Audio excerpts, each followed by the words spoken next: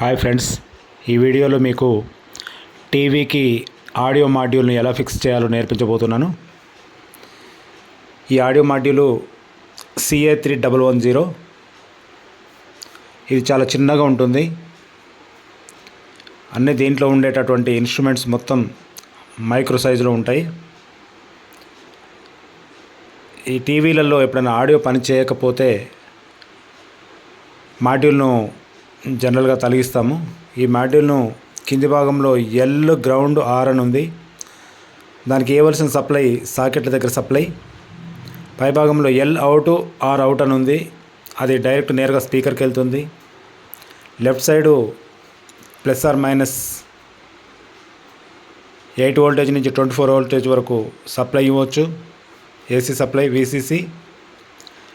ఇక్కడ అట్లాస్ బోర్డులో సాకెట్స్ ఏదైతే ఉందో, సెటప్ బాక్స్ నుంచి వచ్చినటువంటి సాకెట్ మనం ఎక్కడైతే పెడతామో అక్కడ ఉన్నటువంటి పిన్నులకు సప్లైని ఇవ్వాలి. ఇన్పుట్ సప్లై, ఇన్పుట్ ఆడియో ఇవ్వాలి.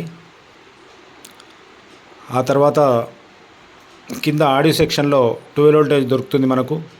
ఆ 12 వోల్టేజ్ తీసుకొని నేరుగా మాడ్యూల్కి ఇవ్వాలి.